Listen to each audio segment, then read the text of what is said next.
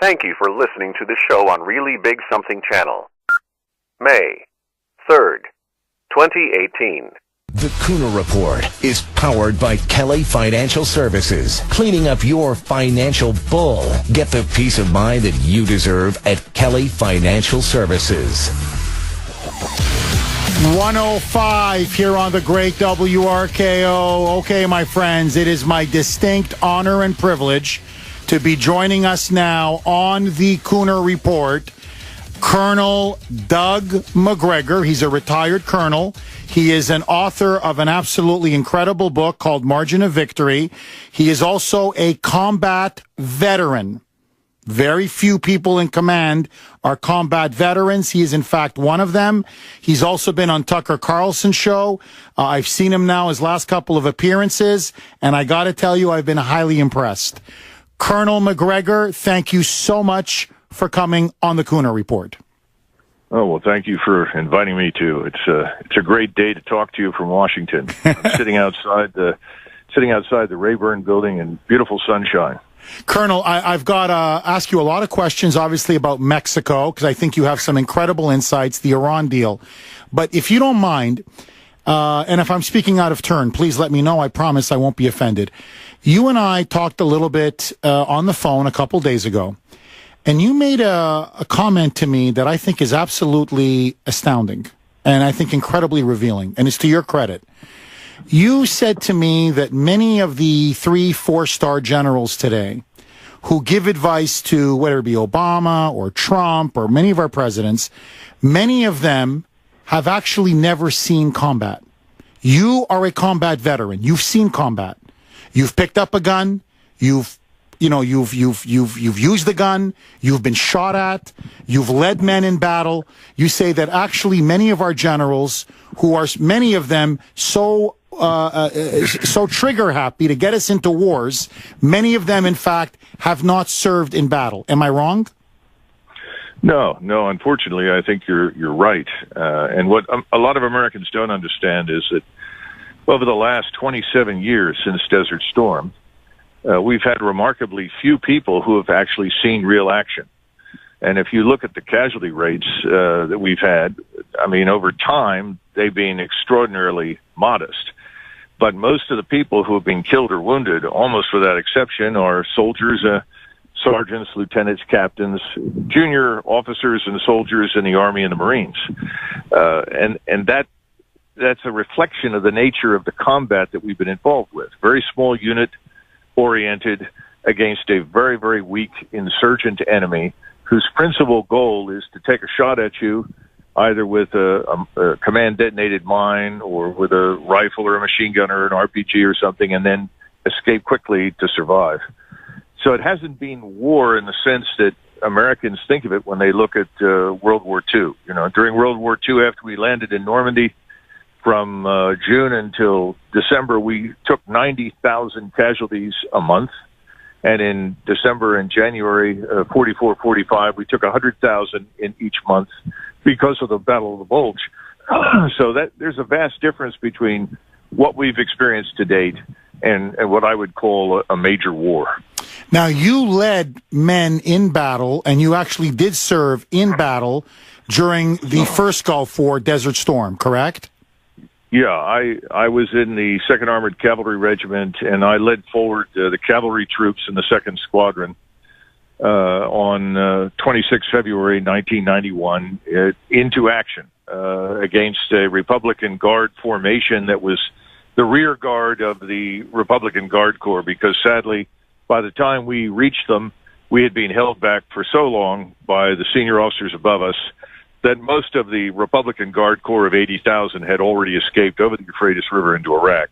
That's a long and troubling story, but I had 42 tanks, 42 Bradleys, 12 guns, and there were 1,100 of us, and we destroyed, in the course of 3.5 hours, an Iraqi brigade of perhaps 50 to 60 tanks, another 50 or 60 other armored fighting vehicles, 2,500 to 3,000 men, in what was really a devastating collision in the desert in the middle of a sandstorm. And we were very fortunate. We were successful. we only had 6 or 7 casualties. We lost 1 man killed, and we did lose one armored fighting vehicle, a Bradley, but the enemy was annihilated. Colonel, I don't want to put words in your mouth, and again, please, if you disagree with me, please let me know. But are you essentially saying that many of our top people in the military who advise our presidents on what to do in Syria or what to do in Iran or what to do in Iraq or Afghanistan, that they're essentially bureaucrats? That they haven't been with men and women in the field, seen them die, seen what combat is really like? Is that essentially one of the problems we're facing? Well, I think that we've had Army and Marine officers, not all of them, numbers of them who've actually seen action. But the action is more akin to, say, what the British or the French armies saw in colonial empires. In other words, you're talking about a very weak enemy. You're not talking about an enemy that has a standing force, a standing army, air forces, artillery, rocket artillery, tanks, and so forth. You're talking about very weak opponents, and their experience of that is all that they've had. And not very many of them have even had that. But that is, as I try to argue to people, is not war. It's war for the poor soldier, sailor, airman, or Marine who happens to be under direct fire, for sure. And it doesn't make any difference to him whether the person that has killed him or is trying to kill him is a professional soldier or not. But it does make a very large difference on the strategic level, and it's had a very debilitating impact on our armed forces because people tend to make assumptions about warfare based on their own experience, and they lose sight of just how devastating real war against enemies that have armies, air forces, air defenses, and navies can be. Colonel, Mexico, it's heavily in the news now. We have a Central American migrant caravan that has now essentially crossed our border. Hundreds of them have just come into the country. Hundreds more are being processed seeking asylum. Many more caravans are now following them. We've got 12 to 20 million illegals in our country. A lot of them have come in through our porous southern border. And none of this could have happened without the explicit aid and assistance of the Mexican government. So I want to ask you point blank, is Mexico a hostile foreign adversary to the United States? Yes, and that has been the case almost without exception over the last 150 years. And that's not necessarily a deliberate policy, although Mexico, for instance, the local governments as well as the national government have always had a policy of allowing people headed north to the United States to ride on public transportation for free. If they asked you, where are you going? I'm going to the border, then you got to ride for free. They were happy to unload you. Remember that Mexico is a very troubled, dysfunctional society with huge problems with unemployment and criminality and corruption, and this is not new. And the United States has functioned, certainly over the last 40 years, certainly after Reagan tragically implemented amnesty, as a safety valve for Mexico and increasingly for the rest of Central America. In other words, ship the people north that you can't employ. Ship the people north that you really don't want because of a combination of poverty, birth rate, and the other factors. And if America takes them off our hands, then they send revenues back to Mexico, and we don't have to pay for these people. We don't have to care for these people. We don't have to provide anything to them. So we've been operating as a safety valve, which means that there has been no compulsion inside Mexico to change anything. Colonel, I'm just curious, what do you think our government should do? Is Trump wrong when he says we need to build a wall? If this is in fact an invasion, what should the United States do? What does it need to do?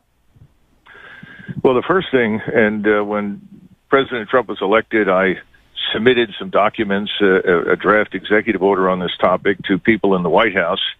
Ultimately, it went nowhere because I felt that immigration was the very first thing that the president should tackle. And that didn't turn out to be the case, as we both know, but I had suggested that we put the regular army on the border immediately and close it off.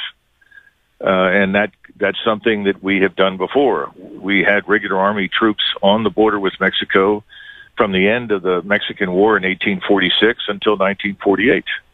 And if you go back to the Southwest, you will see all the forts that dot the maps through New Mexico and Arizona and Texas and Southern California that were established so that we could maintain regiments of cavalry and infantry and artillery and so forth that would patrol the border and stop the corruption and the criminality as well as the illegal immigration, which has always been a problem in Mexico. Colonel, so I don't mean to cut you off, but so because the left, the mainstream media, the Democrats say that the president has no right to put U.S. forces, U.S. troops on the border. The National Guard, maybe with the consent of the governors, they say, but that the federal government cannot militarize the border. What you're saying is, as an historian, as a writer, as a general, you're saying that for nearly 100 years, our government did put U.S. troops along the Mexican border. Exactly. No, absolutely. The president, as the chief executive, commands the United States Armed Forces. He's the commander-in-chief. There is nothing to prevent him from sending regular forces to the border. He could do that tomorrow morning. People bring up this thing called posse comitatus, but posse comitatus as a legal issue was passed after the Civil War to prevent federal forces, in other words, U.S. Army, regular Army forces, from being used against American citizens inside the United States to augment police. Well, that's not what the border is about. When you send regular troops to the border, they are defending the border. And the notion of sending National Guardsmen, and National Guardsmen are fine people, but we've sent them up there. They have weapons and they have no ammunition, and they're not effectively allowed to do anything. All they can do is report what they see, and the police have to show up to do the job. The police, of course, are overwhelmed and have been for a long time. And we have a hostile border. We have drug cartels operating at vast areas of the border that are heavily armed, much better armed in most cases than the National Guard. So I am just shocked at people who say, well, the president doesn't have that authority. He absolutely has the authority. And that was in the original executive order. And those forces, a regular Army force, should be on that border until there is an effective barrier system in place. Colonel, I've got a couple of minutes left. The Iran deal. You now have Bibi Netanyahu coming out with his very dramatic presentation saying that Iran has continued in some fashion a clandestine nuclear weapons program. He is urging the president to walk away from the deal. Many of his top advisors, John Bolton in particular, want him to walk away from the deal. The president has signaled he will walk away from the Iran deal. Do you think Trump should walk away and tear up the nuclear deal with Iran? No, I think the president is very badly advised, but a lot of us have watched the White House over the last 18 months, and we know the swamp water in that place is pretty deep. And Bolton is a card-carrying member of the swamp. Everyone that he's got around him, from the Department of Defense and inside the White House, is committed to no change. Remember, change in Washington is bad because it threatens to disrupt the flow of money. And people have grown very rich from the status quo. That involves cheap labor from Central America and other countries, as well as what we're discussing with Iran. The second thing is that the agreement with Iran, certainly imperfect, it didn't do everything we liked, but it has absolutely made the Iranians incapable of building a nuclear weapon. I mean, the destruction of their reactor and their weapons building facilities is practically irreversible. All the experts say it would take at least 5 years, and then they'd have to go through illicit channels. They'd probably end up building something that's as much a danger to them as anybody else. So no, I think this is something we should stay out of. As far as both Israel and Saudi Arabia are concerned, keep in mind that both of those states would be very grateful if we simply reduced Iran to ashes. But it's not really in our interest to do that. If Iran were to directly attack either Saudi Arabia or Israel, we would commit forces immediately in their defense and against Iran. But that's extremely unlikely. They just don't like the idea of living with the conquest of Mesopotamia, in other words, Iraq and Syria, by forces that they don't like. And those forces are largely Shiite and backed by Iran. And of course, much of that is our fault. We intervened in Syria, And we took a secular Arab dictator, removed him from office, and replaced him with a Shiite Arab dictator allied with Iran. And in Syria, to be blunt, most of the people that we would kill that are Sunni Arab Islamists are the same people that Mr. Assad, with his Iranian and Russian allies, have killed. So the bottom line is we have no interest in becoming involved in a war with Iran. But clearly, if Iran attacks our allies, yes, then we will definitely fight. There's no question about that. Colonel, I only got about a minute left, but I want to ask you one final question. In retrospect, do you think that the Iraq War was a mistake? Yes, absolutely. It was a huge mistake, largely because the people that launched it inside the Bush administration didn't know what they were doing. They thought they were very clever. They thought they were going to use the United States Armed Forces to make the region safe for their interests and Israel's interests. And that sounded good, but the problem was that it involved these interventions that were supposed to change the nature of those societies. Those societies have existed for thousands of years, and showing up with people with rifles and guns and some money isn't going to change anything in the world. And we should have been smarter. We could have removed Saddam Hussein, and we could have let that country decide its own future, put a group of general officers that were friendly to us in charge, and then pulled back. But that's not what we did. Instead, we dismantled the place. And when we did that, we opened the floodgates to Iran. Remember, the majority of the population was always Shiite, and we never recovered. And everything that we did from that point forward was essentially postponing the inevitable, which was the destruction of our interests in that country. The only way for that to change now would be for us to reinvade the place and kill hundreds of thousands of people. And again, I don't have any interest in that. I don't think most Americans are interested in that. We have to accept the status quo as it is, but make it abundantly clear that we do have a red line that runs across the Golan Heights and down along the eastern border of Saudi Arabia. And that's a red line that the Shiites absolutely cannot cross or challenge. We have been talking with retired Colonel Douglas Macgregor. He's got a phenomenal book out. I urge all of you to read it. Buy it on Amazon or Barnes & Noble. It's called Margin of Victory. It's an absolute page-turner. He's also a combat veteran. By the way, he's often on Fox News with Tucker Carlson. Colonel Macgregor, thank you so much. That was an absolutely incredible and insightful segment. Hey, great talking with you. Thank you so much for all that you're doing for America First. My pleasure. And Colonel, God bless you and thank you for your service. We'll have you on again. God bless you, sir. Okay. Take care. 617-266-6868 is the number. Okay, let me ask you. I have a column out. It's called, Is Mexico Our Enemy? Answer, yes. Let me ask you. The Colonel says Mexico is an enemy. I say Mexico is an enemy. Are we right or are we wrong? Is Mexico now a hostile foreign adversary of the United States? And is the Colonel right? Should President Trump put U.S. forces, U.S. troops on the border like we did for 100 years after the Mexican-American War?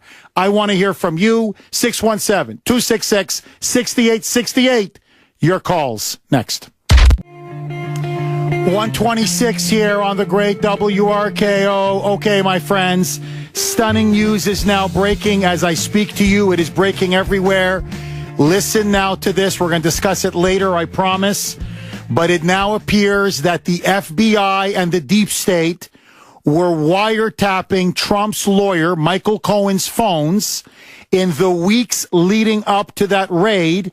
And they were listening in on conversations that he was having with President Trump. It also appears that they were covertly reading his emails and the exchanges that he was having with the president. In other words, they were openly spying on Trump and on his lawyer for at least a couple of weeks, if not months, in the lead up to the raid of last April. It's getting out of control. I'm going to be honest with you.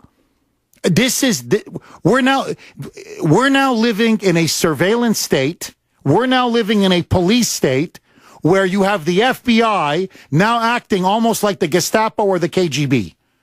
The president and his lawyer are now being openly spied on, and their phones are being openly tapped. So we're going to discuss that, I promise. Also, Facebook, you need to know this. Facebook now, according to Mike Zuckerberg, has now come out, Mark Zuckerberg, the president of Facebook, CEO, has now admitted that now they are ramping up their efforts at suppressing publications, news stories, and opinion articles that they believe are too conservative or that are quote-unquote fake news. And so he is colluding with mainstream media outlets to try to suppress conservative viewpoints, conservative publications, and conservative columns. And I've got to ask you this, my friends. I noticed my last column, is Mexico our enemy? For whatever reason, I'm getting complaints from people that it's hard to access on Facebook or on Twitter. It's as if the Facebook censors do not want people to read my latest column, which documents in many ways what Colonel McGregor was saying, that for over 100 years, we put U.S. troops on the Mexican border, that Mexico has been a long-time anti-American power, that it supported the Germans against us in World War I, that Mexico often was a safe haven for the KGB to spread communism throughout the Western Hemisphere during the Cold War, that the Mexican government openly calls for the reconquest and reannexation of the entire U.S. Southwest, that Mexico has aided and abetted the drug cartels to ship in all this heroin into our country, poisoning our communities, and of course, aiding and abetting millions and millions of the underclass in Mexico and in Central America in their invasion of our country. And so I openly say, if you look at it by the historical record, Mexico is clearly an enemy of America. It's a hostile foreign power. And we need now to put a wall and put U.S. forces on the border, militarize the border. I am urging all of you, let's circumvent the politically correct censors on social media. Please go to WRKO.com/Kuhner, Kuhner, click on menu, click on Kuhner's Corner, read my column, send it around to as many people as possible. Is Mexico our enemy? 617-266-6868 is the number. We'll continue to take your calls, I promise. Former State Senate President Stan Rosenberg is officially resigning his seat. Nick Bovey is in the RKO newsroom with the latest on Beacon Hill. Take it away, Nick. Okay, my friends, coming up at 2:05, you don't want to miss it. It's an absolute bombshell. It is breaking as I speak. The FBI is now admitting that they have been wiretapping not only Trump's lawyer, Michael Cohen's phones, but even conversations that he was having with the President of the United States. They were now openly spying on the President and his lawyer in the weeks leading up to the raid of Michael Cohen's offices and home. And there's even more to come out. I will have all of that for you at 2:05. But first, Mexico. The migrant caravan has now crossed. More stories are coming out. More caravans are coming. All of them are being aided and abetted by the Mexican government. As I write in my column, it is clear that Mexico wants to dump its underclass, its millions of poor, into our country. Many of their criminals, many of those that are on welfare or don't have work or don't have jobs, dump them into our communities, onto our soil, and essentially abet this invasion of the United States. My question to you is a simple one. Is Mexico an enemy of the United States? And is it time for Trump to respond by A, declaring a national emergency, B, building a wall, and C, putting U.S. troops along the entire southern border, as Colonel Doug McGregor himself said in our previous segment, and as he lays out in his book? This is what the United States has already done for much of our history. For over 100 years, we had U.S. troops all along the border Arizona, New Mexico, Texas, Southern California, it would be nothing new. Is it time to treat Mexico as a hostile foreign adversary? Connie in Charlestown, you're up first. Go ahead, Connie. Hey, Jeff, good afternoon. It's an honor to speak with you, sir. Go ahead, Connie. Jeff, the problem is this, okay? In Mexico and all these Central American countries, they don't have entitlement programs like welfare, food stamps, Section 8. So if you're poor in those countries, you die. It's as simple as that. So Mexico is dumping all their social problems on our doorstep. But, Jeff, the problem is this. The buck stops here. Jeff, we have the right to refuse them.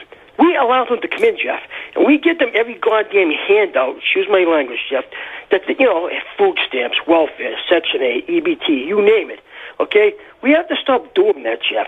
We have to stop punishing these companies that hire these people. As long as we keep giving them things, Jeff, they're going to keep coming.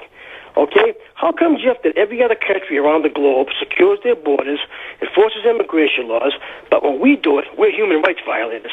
We're racist and we're bigots. Jeff, we're destroying our own country. And the Democrats don't care, Jeff, if they're rapists, if they're murderers, if they're child molesters, if they're mental defects, or if they're terrorists. As long as they're dependent on government and they vote Democrat. And Jeff, I feel bad for your little bambinos. I'm sure they're beautiful. Because I grew up, I'm 53 years old. I grew up I had a good life. But I feel so bad, Jeff, for these kids today, what kind of country they're going to have, that we're going to leave them. Because, Jeff, we're rotting from within. And like I said, Jeff, not to be redundant, we're to blame for this, Jeff, truthfully, because we have the power to say you're not coming in. It's as simple as that. I agree with you. We allow them, Jeff. We allow them to come in. No, Connie, I agree with you. I think you're now speaking truth to power. You're speaking the God's truth, and thank you for that call. Look, we're ultimately to blame. I mean, Mexico's to blame. The Mexican government's to blame. There's no question about it. But ultimately, we're to blame. And look, we have lost our national will, our political will, to preserve our independence, to preserve our sovereignty, to preserve our culture, to preserve our very survival as a country. We've lost that will.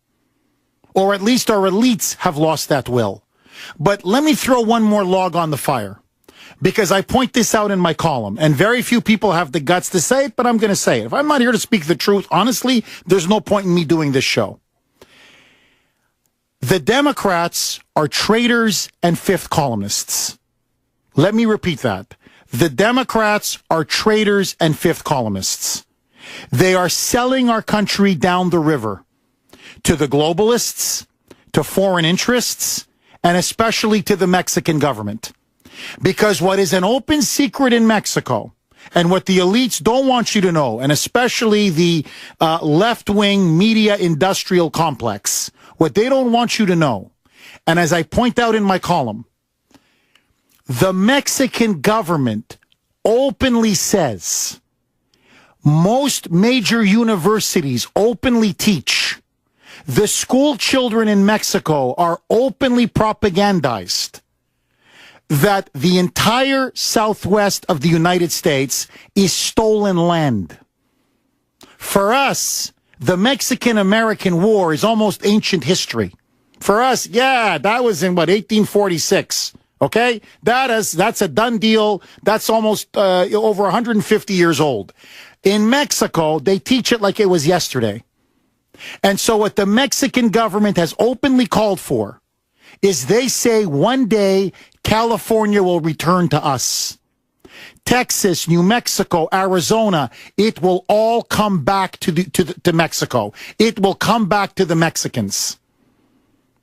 And for them, this invasion, illegal immigration, is not just a way to dump their poor, to export their poor, and have us pick up the tab, as the colonel put it, a safety valve, to deal with their unemployment, their mass poverty, and basically the fact that they're dysfunctional societies. It's part of a larger strategy to eventually what they call la reconquista. They even have a term for it. The reconquest of the entire Southwest. But they're not going to do it with tanks. They're not going to do it with guns or with Air Force jets or Navy ships. They're going to do it through population. Demography is destiny. And so their goal is to so populate the entire Southwest, overrun our border, with people who they believe ultimately will have more in common with Mexico and Central America than with the United States, and eventually culturally, ideologically, socially, and eventually politically, that will be returned to Mexico. Mexico is a fundamentally anti-American and revanchist power. And so they dream of California, they dream of Texas, they dream of Arizona. For the nationalists in Mexico, they cry out for it in the night. And if you read their newspapers, if you listen to their state TV, if you talk to leading Mexican politicians, if you talk to teachers, if you talk to university professors, they literally are indoctrinating the Mexican people. That land does not belong to America. That land belongs to us. And we have a long-term strategy to get it back. So, what I'm telling you as an America First conservative, I hate the Iranian government. Okay? I swear to God, I do. I hate the Islamo-Nazis. I hate Al-Qaeda. I hate ISIS. I hate Islamic terrorists. But forget Iran, forget Iraq, forget Syria, forget Afghanistan. That's thousands of miles away in the Middle East. We have an imminent national security threat right along our southern border. The biggest threat right now to the United States of America is our Mexican border. And that's why I'm urging the president. That's why I keep saying I'm America first. We have troops in Afghanistan. We have troops in Syria. We've got 29,000 guarding the North and South Korean border. My friends, they just made peace. Trump's on the verge, and he deserves it, the Nobel Peace Prize. And I'm thinking, the Koreans' leaders are now hugging each other. South Korea is 40 times wealthier than North Korea. They have a much bigger army than North Korea. They're a modern first world country, an Asian tiger as they call it.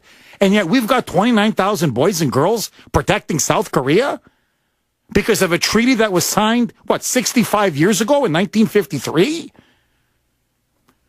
Take those troops and put them on our border. South Korea is not being invaded. We're being invaded. Take the troops out of Germany. Hitler's finished. The Cold War is over. Germany's been reunified. Communism is dead in Eastern Europe. Take those thousands of troops out of Europe and put them along our southern border. Because Poland's not being invaded. Germany's not being invaded. Europe's not being invaded, but we are. Instead, we do nothing. We do nothing. And then when the Kuhner man writes an obvious column saying, I love America, I love this country, I'm tired of seeing people dying from the drugs, dying from illegal aliens and criminals and rapists.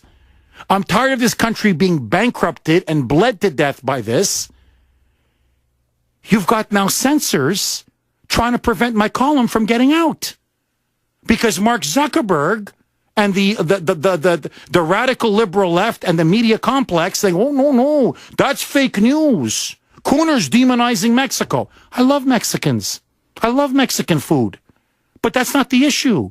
My problem is with the policy of the Mexican government. They've been hostile to us, as I say in my column, for decades. Their leaders have been putting the interests of Mexico first. That's fine. That's their job. It's time for us to put America first. 617-266-6868. Bill in Andover. You're up next. Go ahead, Bill. Hey, good afternoon, El Capitano. Bill, how are you, my friend? I am well. Muy buen, I think. Excuse me, Jeff. My Spanish is not so good looking. But first things first, Jeff. Unbelievable interview with Colonel McGregor. Thank you. Everything we've talked about and everything and stuff that was incredible. I hope you have that online somewhere where we can get it. That is incredible. Bill, what I'd like to do is ask the audience a poll question if they want him to be on as a regular. Because I'd like to have him on as a regular, maybe once a week guest. Yeah. So, in fact, you know what, Bill? You've inspired me. To everybody out there in Kuhner country, do me a favor. Bill, I promise I'll get to you. Do me a favor. Text WRKO 70470, 7470. Do you want Colonel Doug McGregor to be on as a regular? A, yes, B, no. If you want him on as a regular once a week, he wants to do it. He loves this show. He's a big Trump supporter. He's an America First guy all the way. He will do it. He told me that. He goes, Jeff, I love your show. So Tucker has him on very often on his show, Tucker Carlson. If you want me to have him on as a weekly guest, as a regular, I will do it if you want it. A, yes, B, no, 7470. Just say WRKO so we know it's for us. 7470. Bill, the floor is yours. I'm sorry. Go. No, thank you, Jeff. That was incredible, and I definitely look forward to hearing him every week. Well, you know how over in Europe they have these month-long vacations? Well, the Mexicans, they've already infiltrated our heritage and our way we work. So, Jeff, the IT community decided to start Cinco de Mayo 2 days early. You're kidding. They want a 4-day weekend. Bill, are you joking or are you serious? Of course I'm joking. Okay. No, because with these libs, you would believe it. I'm joking about it, but who knows what they're doing? That's what I'm saying. I'm like, I could see it happening. They're out of control, Jeff. Everything's being exposed, and they're out of control. But to the point of the state and the enemy, yes, Jeff, for many years, everything you said, well said. But, I've been to Mexico a few times. Nothing happens in Mexico where somebody doesn't get paid and somebody has to pay. Nothing happens, believe me. It's so corrupt. The corruption has not only been infiltrated by the terrorists, as Jerry was pointing out, but you have the drug lords, and all the good people have been killed off. It's a shame. The whole country is forming into one big mafia state. That's very well said. Bill, and thank you for that call. It's very well said. I call it a narco state because the drug cartels really run Mexico, and they run the Mexican government. But I think it's even better. It's a mafia state. And this mafia state is pouring their drugs, human trafficking, they're criminals, they're poor, they're uneducated, they're illiterates, they're pouring them right into their diseases, they're pouring them right into our country. And rather than defending our border, our independence, our people, our sovereignty, our independence, we are powerless. We are powerless. And to the President of the United States, I agree with Colonel McGregor 1,000%. The first thing you should have done was immigration. The first thing you should have done was build that wall. It's still not too late. But, Mr. President, the window is closing. Declare a national emergency against Mexico and do it now. Arthur in Chestnut Hill. Thanks for holding, Arthur, and welcome. Thank you, Jeff. To begin with, I was in Korea for a year, and their soldiers make us look like Boy Scouts. That's how great and how tough their soldiers are. They don't need us at all. Okay, but believe me what I tell you. As far as Iran goes with that colonel that called, I believe that Israel doesn't need anybody to take out Iran. All they would want is America's blessing because they always got it before they attacked Iraq. But if the U.S. should have turned around and done something about Iran a long time ago, and nothing looked more disgraceful. Never mind the hostages, but when John Kerry just turned around and thought he did us a big favor when they took out soldiers, made them kneel on the ground and beat them up.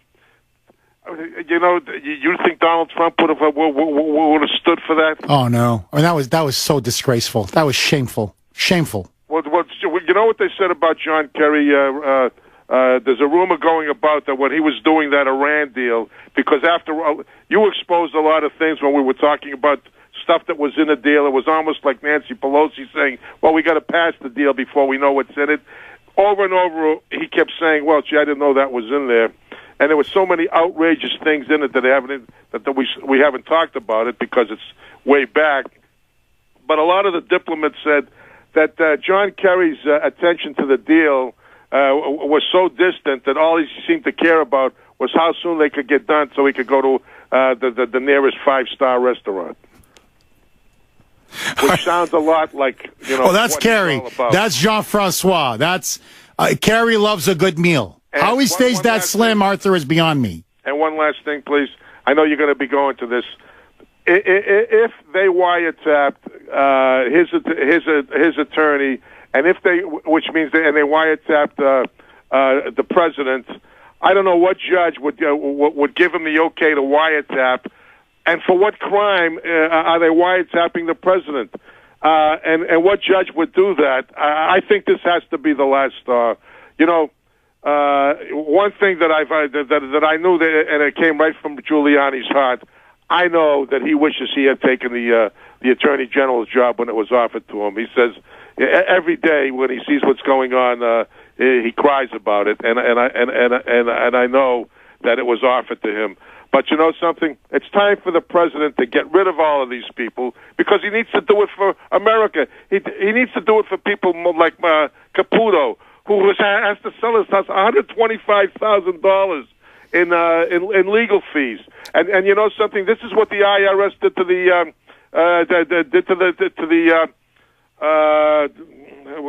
what were they called? When they went after the oh my God, what are they called, Jeff? They took them out because the IRS scandal, right? Yeah. What was that group in America? The one of the smaller government. I forgot their name. No, I know they went after all of these 501c3s. And to make sure that they couldn't get participate in the election in 2012. Look, Arthur, you're 100% dead on, and thank you for that call. In fact, I'm going to talk about Michael Caputo as well next hour. It's going to break your heart. It's going to break your heart now when you see what they are doing systematically, one by one, to every person that worked on the Trump campaign. They are destroying all of his campaign aides one by one by one. It will break your heart. Anyway, I've got so much to talk about, but first I want to squeeze in a few more calls. Bob in Marblehead, you're up next. Go ahead, Bob. Jeff, a couple of things. One, from listening, I did read your column. It's an excellent column. Thank you. I do agree with the Colonel. I was Navy for 30 years. So for hearing all of this, we are fighting a two-front war. We're fighting an external war. I believe exactly what you said. The Mexican border should be secured with our military. We do have the Guard down there. I do object to I know a lot of Guardsmen. They can be federalized anytime. They have a dual role. They're part of the U.S. Army, and they also take orders from the governor. So the president can federalize them anytime, and it's been done. And the second front that we are fighting is this internal. This is insane what's been happening within our government. I'm just appalled. I have 5 grandchildren, and I am just so afraid of what could possibly happen in their futures. But Trump needs to go on the offensive.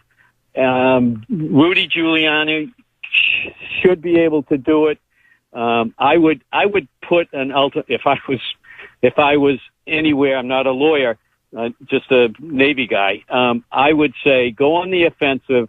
I would tell Rudy Giuliani. I said, Mr. Trump, this is what you need to do, because first of all, get the price tag for Mueller and what he has been costing the taxpayers, for one. Second of all, I would declare a moratorium on doing anything, going to a meeting, whatever. I would say to Mueller, and a lawyer would have to say it in legal language, we're not going anywhere until you come up with some credible, verifiable proof that there's been a wrongdoing. If it's collusion, that was your marching orders to find Bob, you nailed it. Bob, I'm going to get into all of that the next hour. I promise. I think it's gone now even beyond that. Breaking news. I've got it next. You don't want to go anywhere. They have been wiretapping the president and his lawyer, and they didn't even know. Next. The voice of Boston is you. 680 WRKO Boston, 100.7 WZLX HD2 Boston, an iHeart radio station.